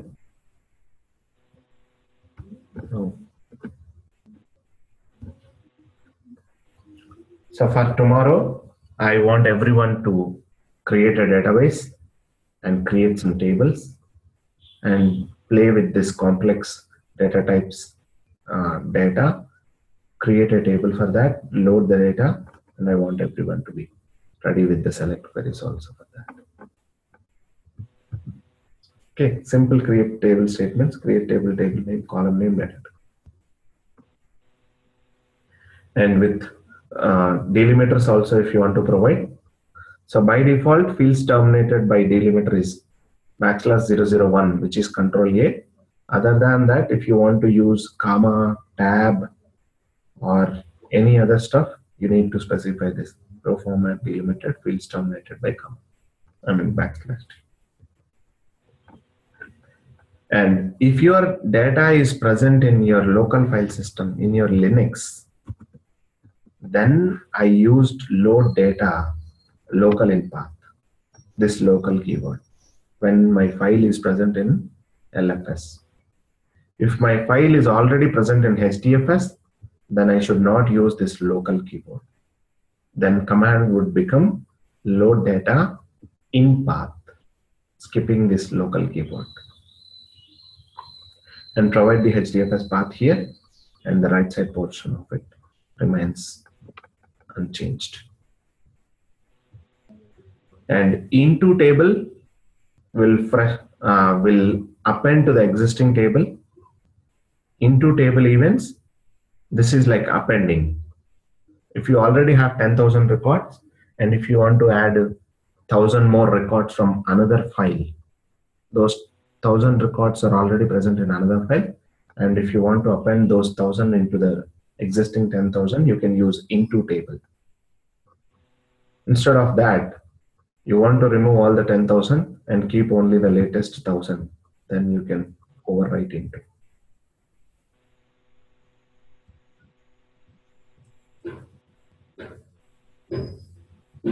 Okay, and show tables.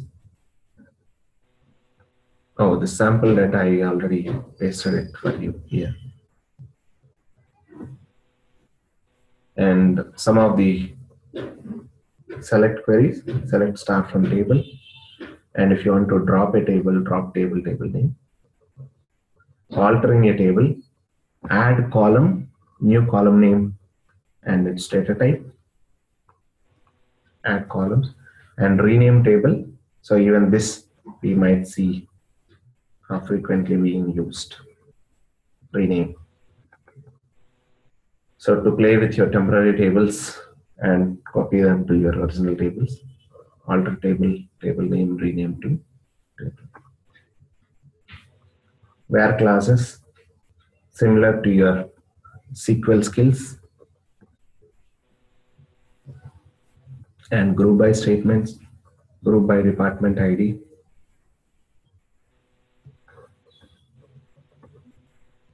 Okay, so using joins. Attention Hive users, only equality joins, outer joins, and left semi joins are supported in Hive. Hive does not support join conditions that are not equality conditions, as it is very difficult to express such conditions as a MapReduce job. Like, so select A dot star from A, join B on A dot ID equal to B dot ID. So on equality joins are supported, not like A dot ID greater than B dot ID. Those are not supported. Okay, A dot val, B dot val, C dot val. From A, join B on A dot key equal to B dot key 1, join C on so on. This way.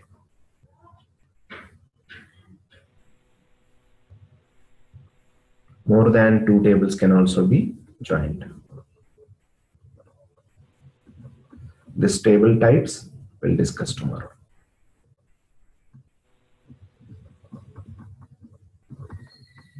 Okay. Any questions? Yes, Shiva, I have a few questions. Yeah. So, there was a command set key value. In that command, where do we specify which XML file we are referring to, where we are going to set the key value? XML file. Yeah, you were saying that there are different XML properties, XML files, Okay. for which we can set value. You can override those properties in your Hive session. So those property XML files, I have shown you a couple of, I think sometimes, at least for some time.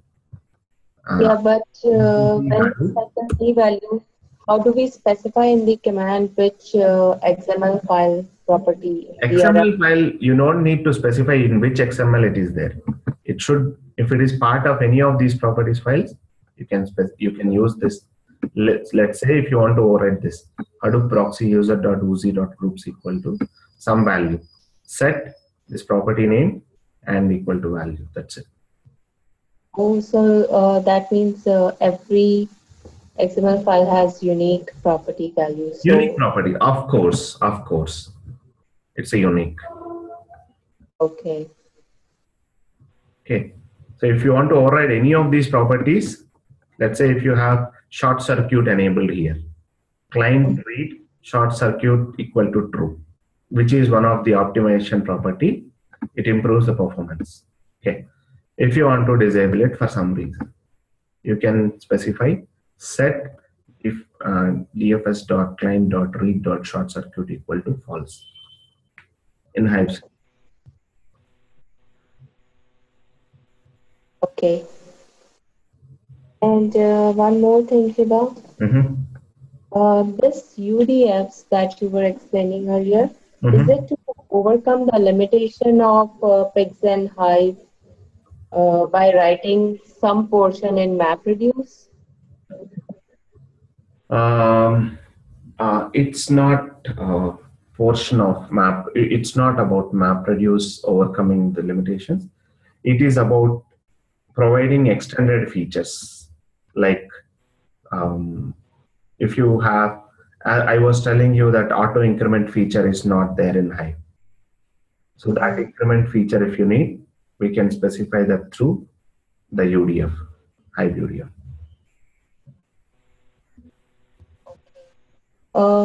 But you, a couple of times you have also mentioned that there are some data control statements like if-else loop and other loops for which we need to go back to MapReduce and we cannot. For loop, because in SQL commands you can't process the for loops, right? You are from SQL background only, right? No, I have actually a financial background and then I transitioned to this manual testing. Oh, okay. No issues. In SQL, So totally. In SQL's commands, we can't write the for loops. Yeah, I understand that, but in case I see some table, just imagining a scenario, and I think I feel like I can do that, whatever is the requirement using the thing. But there is just one simple thing for which I need to do some looping.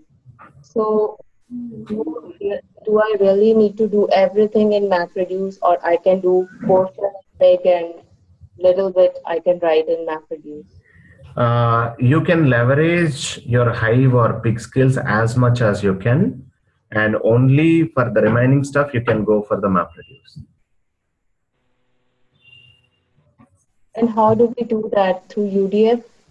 No, not through UDF. First, process as much as the conversions, transformations you want to do in Hive or Pig, and then feed that output to your MapReduce and do your for loops or something. See, reality, and I mean, if we need to talk about the real-time projects, you see most of them, at least 70% of the tasks being done from your Hive Impala HBase itself. Only in case if you need, if you can't achieve them in any manner, then we'll go for MapReduce. Then the partially processed output of your Hive will be fed into your MapReduce, and then read that file as similar to the MapReduce program that we have written so far, and process that logic inside that. Oh, okay. Now I get it. It's not through UDF, actually. Through UDF, it's just a plain Java code, not the MapReduce API. Okay, so we try to do as much as we can using all these tools, and the final output that we derive from that, we will write some simple program to further reduce it to the desired result. Correct, exactly. Okay, now I get it. Okay. Thank you. This was bugging me for a long time. And one more thing, whoever are coming from non-Java background, they always have a fear that what to do with MapReduce, what to do with MapReduce. first come out of that fear. Okay. So if you refresh all the topics that we talked in the sessions, you can easily crack your interviews. Once you crack the interviews, forget about that MapReduce. I'm literally saying you, I mean, frankly saying you that you can forget about that MapReduce. The reason is MapReduce being very less used. So that is one reason. Second thing is Hadoop development team means it's a mix of at least some developers where there will be at least 1 or 2 folks with Java skills. And most of the times we manage our teams, it should be a mix of both the Java developers and developers from the SQL background as well. Because data warehousing concepts as well. Because we do lots and lots of with Hive, Impala, and HBase. There we need some good SQL programmers, SQL developers. Okay, so we leverage such a way that, I mean, we allocate work, MapReduce stuff to Java developers, and by the time the others guys pick up that. Okay, and after a certain amount of time, certain period of time, everyone will come onto the same page. Okay. The only thing is, for your interviews, even though they might not be using much in the projects, so since they might have experience in that, and that's the core where your parallel processing started, so people will ask you questions on MapReduce also. Okay, first come out of that fear, I mean, the stage fear of MapReduce. Okay. Thank you. Any other questions? Siva, Yes, Anand. Siva, quick one. Yep. How do I dump the data from Hive database to a flat file or a table? Okay. See, inside the Hive, I have shown you this, right? Where is this data located in now? The user table. From the Yeah. So if you see the describe formatted, you can know the location of this table file. Sorry. Describe format typo is there. This is the location of the data, right?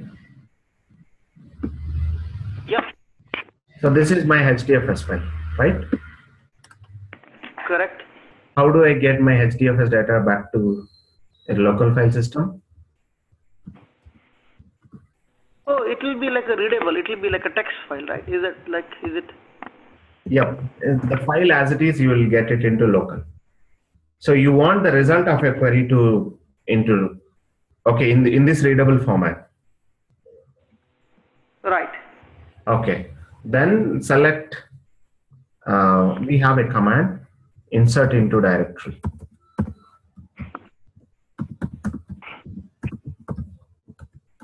Okay. Anyway, I'll show you this command later, sometime later. We can talk about that later. Insert override directory command and provide your select query. That select query will get executed. The results will be written into that directory. Oh, okay. Yeah. Okay. Yeah. Just write it to the local directory. Okay. Yeah. Cool. Any other questions?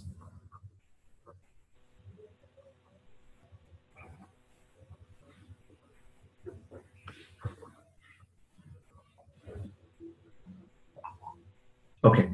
Thanks, guys. Shiva, Ramesh here. Yeah, Ramesh. I already told you that I'm struggling with setting up Spark. Spark. Okay. Yep. Let's connect back in another 5-10 minutes. All right. You want me to wait in this same bridge? You join back to the same bridge after 10 minutes break. All right. All right. Yeah. Okay. Sure, Shiva. Thanks, man. Bye.